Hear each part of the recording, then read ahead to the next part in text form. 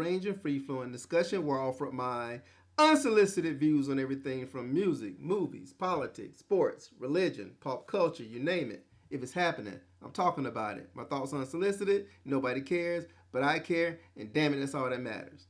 All right, and I'm back. All right, now there's a subject that I wanted to kind of touch on. It's been kind of gnawing away at me ever since it kind of went down on Disney Plus, and I just felt compelled to want to say something about it because it's such an uproar, and that is the return of Luke Skywalker in the finale of season 2 of The Mandalorian. Now, if you've been on the planet Jupiter and have not heard of The Mandalorian, there are spoilers ahead, so you might want to tap out. But if you haven't seen The Mandalorian by now, chances are you're not a fan of Star Wars anyway, so I'm not really ruining anything for you in the first place. All right, that being said, I just want to. I noticed that when Luke Skywalker returned, there was a big uproar, um, just all across social media, YouTube, internet, yeah, you name it, fanboys, chat rooms, you name it. It was just a huge uproar and a lot of, I guess, I wouldn't call it controversy, but there were a lot of emotions that kind of fed into the return of Luke Skywalker. So it made me think because I watched a lot of videos online on YouTube and everything, reaction videos. I generally don't watch reaction videos, but for some reason, I felt compelled to watch reaction videos when it came to the return of Luke Skywalker, and I noticed how a lot of grown ass men were crying. I mean, when I say crying, I'm not talking about just a little tear, off the corner of the eye. I mean, like fucking weeping. I mean, just tears just streaming, and it just kind of made me wonder, why the emotional reaction. Now, full disclosure, I'm a huge Star Wars fan. Like anyone else, I guess that's listening to this right now. Um, it goes all the way back to 1977 for me when the initial film came out. Actually, Star Wars is the first film that I ever saw in a movie theater, and I was back in 1977 in Warner Robins, Georgia, in October of 1977. My mom took me, my brother, and my sister to see Star Wars. And I've told this story before. I'll tell it real quick. I didn't want to see Star Wars. I didn't know anything about it. Maybe I've seen a couple of commercials, trailers. Once again, this is back in 1977, so obviously information wasn't as plentiful as it is now, where you can learn pretty much everything about anything in a split second. Well, I had heard about the film, of course, but I wasn't big into sci-fi. I really wasn't too compelled by it. And I hadn't really heard a whole lot about it as well. So when my mom took us to the movie theater and took us to see, and I realized we were going to see Star Wars, I was not thrilled at all. Actually, I was kind of upset. I didn't want to stay. I didn't want to go there. And but that all changed, roughly 2 minutes into the film. The emergence of Darth Vader and the story, like anyone else back then, the story just sucked me in, and I was hooked. And it was a very emotional experience for me and everything. The death of Obi-Wan Kenobi, identifying with our hero Luke Skywalker, and of course um, Princess Leia and Han Solo, R2D2. I mean, there's so much to love about the film and about the series and about the original trilogy. And of course, as you well know, you had the prequels and you had the sequels, and now you have all this. You got Rogue One and Han Solo. Just so much content now when it comes to Star Wars. So I was wondering why everyone got so emotional when Luke Skywalker returned, and I'm gonna admit I got a little missed in my damn self. I'm like, what the fuck is happening to me? I'm grown. Why am I getting inside my feelings when it comes to this particular episode and the return of Luke Skywalker? So I thought long and hard about it, and I felt compelled to speak about it because I came to a conclusion. So, with no further ado, I will share my opinion on why grown ass men were crying like bitches. I guess I shouldn't say that. Why grown ass men were crying upon the return of Luke Skywalker. Now, to start things off, um, my belief is that a lot of people they're in my age group or whatever, Generation X or whatever, Gen X people or whatever. I mean, our introduction to Star Wars obviously is through the eyes of Luke Skywalker. He was the hero, and the story basically is about, it's a coming of age story, and it's about Luke Skywalker. And obviously, we know how the story plays out and everything. And when we meet Luke Skywalker, obviously he's strong in the Force and everything, but he's a farm boy basically, and he has a lot to learn, and he has not realized his powers yet. He's learning, but he's our hero. He's the hero of the movie, and he's the one who uses the Force to destroy the Death Star. Obviously, the relationship between him and Obi-Wan Kenobi is very strong. The father-son relationship between himself when he finds out that Darth Vader is his father, and of course, um, you know, everything that happens in The Empire Strikes Back when he goes and meets Yoda and he trains and he faces Darth Vader, loses his head, find out that's his dad, comes back again in Return of the Jedi. Now he's even more advanced as a Jedi. He's almost a full-fledged Jedi Master now, and he's still realizing his powers. He's not all powerful yet. So, but we've seen the maturation of Luke Skywalker through the first three films. The original Star Wars, Episode 4, then of course The Empire Strikes Back. He's still a novice when it comes to the Force, but he's still learning. But he has more powers, and he's maturing. And obviously in Return of the Jedi, he's almost there. And then obviously at the end of Return of the Jedi, of course, he defeats Darth Vader, and it ends, and we don't see him again. We don't see Luke Skywalker again until what? Until the final scene of The Force Awakens. So you got to keep in mind that this was back in the early 80s. I think, damn it, what year was it? I think 1983, 82, 83, or was it 84? Anyways, back in the early 80s when Return of the Jedi came out. And then we fast forward to, what, 2014? Damn it, when did Force Awakens come out? Damn it, it don't matter. I think it was 2014, 2015. Well, whenever The Force Awakens came out, that was the first time we seen Luke Skywalker in what? Good Lord, 30 years, damn near. I mean, it was a minute. It was a minute. And obviously, we just saw him at the end of Force Awakens. Then, of course, you got The Last Jedi, where he returns, and now he's an old man. He's a hermit living on a fucking island, and we never get to see Luke Skywalker be the baddest Jedi in the whole galaxy. Because we got this 30-year gap. It's like a Rip Van Winkle type situation where I'm speaking for myself. I always wanted to see Luke Skywalker at the height of his powers. I wanted to see Luke Skywalker, played by Mark Hamill, at the height of his powers. As he, on whatever adventure, a mission or whatever, in a film, played by Mark Hamill, at the height of his powers in a Star Wars film.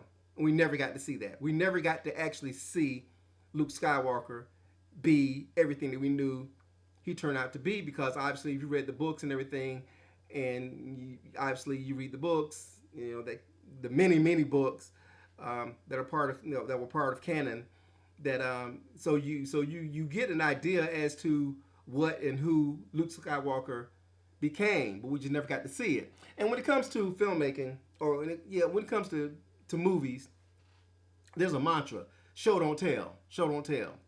So you can read it in a book all day long. You can read it in a comic or whatever all day long.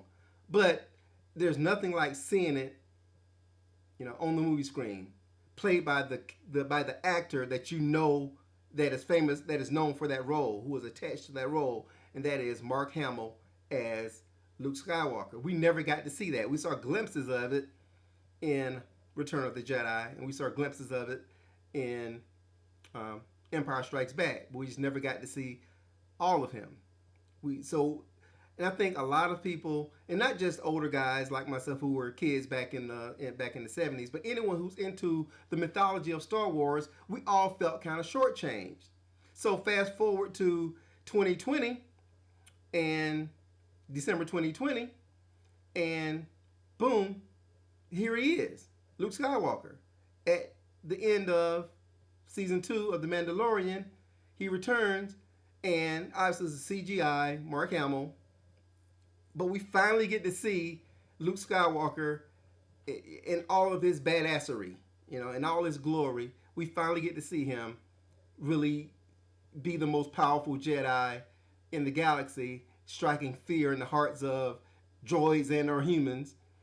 And it was a glorious thing to see. I'm telling you right now, when I saw that X-wing fighter um, dock um, with that spaceship in the Mandalorian, I instantly knew it was Luke Skywalker. I was expecting to see him anyway because as I watched season 2, everything was pointing towards um, um, getting Baby Yoda to the Jedi, and I just knew it was I knew it was Luke Skywalker. I think everybody knew, but you had that. Everyone was 99.9% sure that it was going to be Luke Skywalker.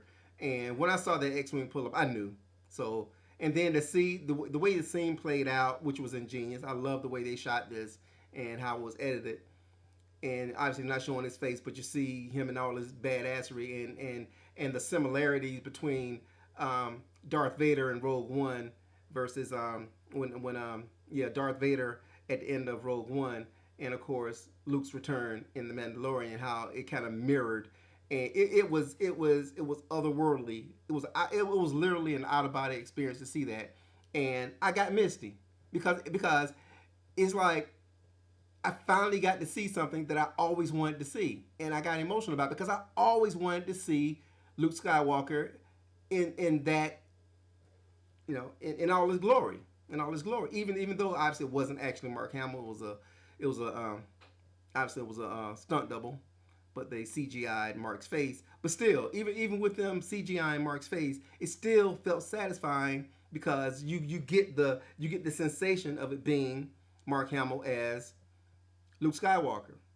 And obviously, we were so disappointed and shortchanged in The Last Jedi when obviously, we see very little of Luke, and all that we see of Luke is him on that damn island, being a crazy hermit. So, and I think that's why a lot of folks despise The Last Jedi. I've only seen The Last Jedi once, and that's the reason why. I knew Luke Skywalker was going to be in it, and I was hoping that Luke would become the main character of the sequels, and that we would see him, finally in all his glory. And obviously they kill him off. And I was hoping that they would retcon it for the Rise of Skywalker, and we would, somehow they would retcon it, bring him back, and we would actually get to see him. But no, they did not do that. So I think everyone, like myself, was very disappointed at how the treatment that Luke got in The Last Jedi. And we never, once again, after 30 years, we finally get to see Luke Skywalker on screen again, and that is what we got. So it was very disappointing.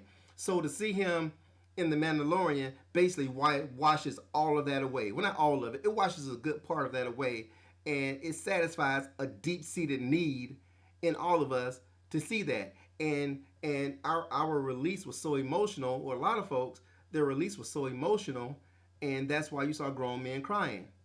So I get it. It wasn't me. Yeah, I wasn't crying, but I get it. I did get emotional. I did feel myself getting emotional watching it because it took me all. It literally took me all the way back to 1977, and the way I felt the first time I saw Star Wars. So I get it, and watching these reaction videos. I mean, just seeing just seeing these people, how everybody reacted when they realized that it was Luke, when they see the green lightsaber, or when they at the point that they realize it's him, when they see the hand, the gloved hand, or ultimately when he removes the hood and you see the CGI face of Mark Hamill, and it just is mind-boggling and so amazing to see that type of reaction, and in a way it's kind of heartwarming as well because these are people being real with their emotions, and for them to share those emotions online like that. And I'm sure there may be there was a lot of ridicule behind it as well. But once again, I keep saying I get it because I get it, and that is my theory as to why everyone reacted the way that they reacted at the return of Luke Skywalker, it released its closure in a way. It released a lot of pent up emotion. But now there's hope. There's hope that we will see him again, and again and again and again. Now with the power of CGI and and um, and obviously the ability to retcon.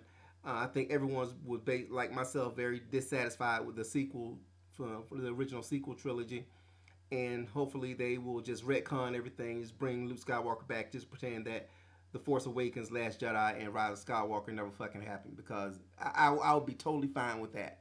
Totally fine if they just said, "Hey, it was all a dream," or something, or "My bad," or whatever, and we're gonna do this again.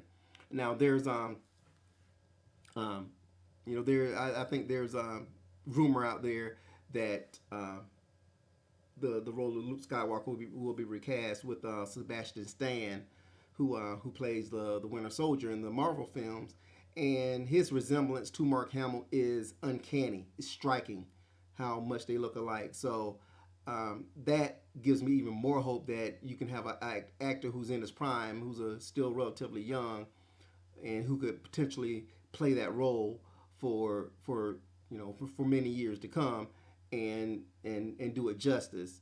And the fact that he looks so much like Mark Hamill helps.